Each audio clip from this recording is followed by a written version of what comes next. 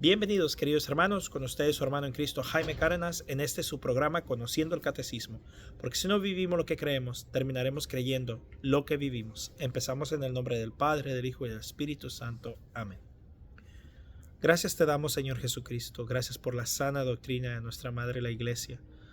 Permítenos conocerla cada vez más para no dejarnos llevar por cualquier viento de doctrina dentro o fuera de la Iglesia. Te ruego, Señor Jesús, que bendigas a nuestros líderes, para que tengan ese celo apostólico, ese amor por la doctrina, por la iglesia, por las almas, pero ese amor católico, verdadero, no el falso amor que están mostrando muchos allá afuera, sino aquel amor que nos lleva a la conversión, al cambio de vida, a los pies de Jesucristo. Te ruego, Espíritu Santo, que nos ilumines y nos guíes y que nos des la capacidad de aplicar cada cosa que vayamos aprendiendo. En el nombre del Padre, del Hijo y del Espíritu Santo. Amén. Pues bien, mis queridos hermanos, vamos a continuar con el numeral 2623 en el tiempo de la Iglesia. El día de Pentecostés, el Espíritu de la promesa se derramó sobre los discípulos, reunidos en un mismo lugar, Hechos 2:1, que lo esperaban perseverando en la oración con un mismo espíritu, Hechos 1:14. El Espíritu que enseña a la Iglesia y le recuerda todo lo que Jesús dijo, será también quien la instruya en la vida de oración. Numeral 2624. En la primera comunidad de Jerusalén, los creyentes acudían asiduamente a las enseñanzas de los apóstoles, a la comunión, a la fracción del pan y a las oraciones, Hechos 2:42. Esta secuencia de actos es típica en la oración de la Iglesia, fundada sobre la fe apostólica y autentificada por la caridad. Se alimenta con la Eucaristía. Numeral 2625. Estas oraciones son en primer lugar las que los fieles escuchan y leen en la Sagrada Escritura, pero las actualizan especialmente las de los Salmos, a partir de su cumplimiento en Cristo. El Espíritu Santo, que recuerda así a Cristo ante su iglesia orante, conduce a esta también hacia la verdad plena y suscita nuevas formulaciones que expresarán el insondable misterio de Cristo que actúa en la vida, en los sacramentos y en la misión de su iglesia. Miren, mis hermanos, con esto ya vemos que no es lo mismo ser católico que cualquier otra secta. No es lo mismo. Nosotros tenemos una gracia plena porque fue fundada por Cristo personalmente. Estas formulaciones se desarrollan en las grandes tradiciones litúrgicas y espirituales. Las formas de la oración, tal como las revelan los escritos apostólicos canónicos, siguen siendo normativas para la oración cristiana. La bendición y la adoración, numeral 2626. La bendición expresa el movimiento de fondo de la oración cristiana. Ese encuentro de Dios con el hombre. En ella, el don de Dios y la acogida del hombre se convocan y se unen. La oración de bendición es la respuesta del hombre a los dones de Dios, porque Dios bendice. El corazón del hombre puede bendecir a su vez a aquel que es la fuente de toda bendición. Numeral 2627. Dos formas fundamentales expresan este movimiento, o bien la oración asciende llevada por el Espíritu Santo por medio de Cristo hacia el Padre. Nosotros bendecimos por habernos bendecido. O sea que nosotros bendecimos a Dios porque Él nos ha bendecido. Bendecimos en la manera que decimos: Señor, te alabo, te bendigo, te glorifico. O sea, le damos la gloria a Él. O bien implora la gracia del Espíritu Santo, que por medio de Cristo desciende de junto al Padre. Él es quien nos bendice. Numeral 2628. La adoración es la primera actitud del hombre que se reconoce criatura ante su Creador. Exalta la grandeza del Señor que nos ha hecho y la omnipotencia del Salvador que nos libra del mal. Es la acción de humillar el espíritu ante Él, Rey de la gloria, y el silencio respetuoso en presencia de Dios, siempre mayor. La adoración de Dios 3 veces santo y soberante, amable, nos llena de humildad y de seguridad a nuestras súplicas. La oración de petición, numeral 2629. Esta es la que la mayoría de la gente conoce. El vocabulario neotestamentario sobre la oración de súplica está lleno de matices. Pedir, reclamar, llamar con insistencia, invocar, clamar, gritar e incluso luchar en la oración. Pero su forma más habitual, por ser la más espontánea, es la petición. Mediante la oración de petición mostramos la conciencia de nuestra relación con Dios. Por ser criaturas, no somos ni nuestro propio origen ni dueños de nuestras adversidades, ni nuestro fin último. Pero también por ser pecadores sabemos como cristianos que nos apartamos de nuestro Padre. La petición ya es un retorno hacia Él. Numeral 2630. El Nuevo Testamento no contiene apenas oraciones de lamentación, frecuente en el Antiguo Testamento. En adelante, en Cristo resucitado, la oración de la iglesia es sostenida por la esperanza. Aunque todavía estemos en la espera y tengamos que convertirnos cada día, la petición cristiana brota de otras profundidades, de lo que San Pablo llama el gemido, el de la creación que sufre dolores de parto, Romanos 8:22. El nuestro también en la esperanza del rescate de nuestro cuerpo, porque nuestra salvación es objeto de esperanza, Romanos 8:23-24.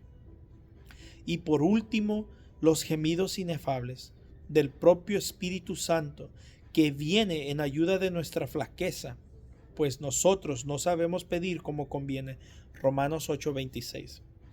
Numeral 2631. La petición de perdón es el primer movimiento de la oración de petición. El publicano: oh Dios, ten compasión de mí, pecador. Lucas 18:13. En el comienzo de una oración justa y pura, la humildad confiada nos devuelve a la luz de la comunión con el Padre y a su Hijo Jesucristo, y de los unos con los otros. Entonces, cuando pidamos, lo recibimos de Él. Primera de Juan 3:22. Tanto la celebración de la Eucaristía como la oración personal comienzan con la petición de perdón. Numeral 2632. La petición cristiana está centrada en el deseo y en la búsqueda del reino que viene, conforme a las enseñanzas de Jesús. Hay una jerarquía en las peticiones. Primero el reino. Miren nomás, aquí está el orden de las peticiones. Primero el reino. Primero lo eterno, lo celestial.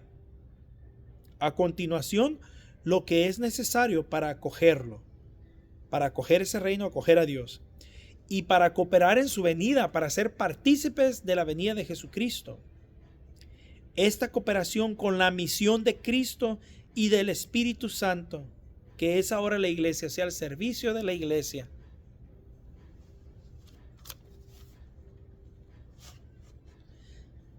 Es objeto de la oración de la comunidad apostólica. Es la oración de Pablo, el apóstol por excelencia, que nos revela como la solicitud divina para todas las iglesias. Por todas las iglesias deben animar a la oración cristiana. Al orar, todo bautizado trabaja en la venida del reino. Miren nomás las reglas principales para la oración de petición. Mas, sin embargo, la mayoría de la gente: te pido trabajo, te pido salud para mis hijos, te pido que mis hijos sean felices, te pido que mis hijos sean prósperos, te pido que mis hijos tengan un hogar, te pido que mis hijos sean esto, te pido que mi vida económica, te pido esto, mi. No, es el reino de los cielos, por excelencia, nuestras peticiones. Numeral 2633. Cuando se participa así en el amor salvador de Dios, se comprende que toda necesidad puede convertirse en objeto de petición. Cristo, que ha asumido todo para rescatar todo, es glorificado por las peticiones que ofrecemos al Padre en su nombre. Con esta seguridad, Santiago y Pablo nos exhortan a orar en toda ocasión. O sea que también podemos pedir lo demás. No hay ningún problema pedir también aquellas cosas que son materiales, temporales, finitas. No importa, los podemos hacer, pero primero siempre el reino de Dios y la voluntad de Dios, no al revés. El problema es que mucha gente a veces no se le concede lo que pide, o no se nos concede lo que pedimos, es porque queremos que Dios haga nuestra voluntad. Y no es así. Dios no es nuestro sirviente. Somos nosotros quien tenemos que hacer su voluntad. Nosotros somos la creación, Él es el creador. La oración de intercesión, numeral 2634. La intercesión es una oración de petición que nos conforma muy cerca con la oración de Jesús. Él es el único intercedor ante el Padre en favor de todos los hombres, de los pecadores en particular. Miren, ¿quién es el único intercedor? Vamos a leer otra vez a ver si es cierto de lo que nos acusan los protestantes. La intercesión es una oración de petición que nos conforma muy de cerca con la oración de Jesús. Él es el único intercedor ante el Padre en favor de todos los hombres, de los pecadores en particular. Es capaz de salvar perfectamente a los que por Él se llegan a Dios, ya que está siempre vivo para interceder en su favor. Hebreos 7:25. Si por aquí está escuchando un hermano no católico, te voy a pedir un favor. Por favor, entiende la diferencia entre la intercesión de los santos ante Jesús y el único intercedor, Jesucristo, ante el Padre.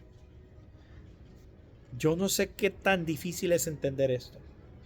Cuando nosotros decimos que María es intercedora y los santos son intercesores, no es ante el Padre, por el amor de Dios, escuchen, no es ante el Padre, es ante Jesucristo. El único intercedor que tenemos ante el Padre, el único Salvador y Redentor es Jesucristo, es nuestro único Señor y Salvador, no hay más. Pero yo no entiendo por qué es tan difícil para nuestros hermanos no católicos entender la diferencia de uno y el otro.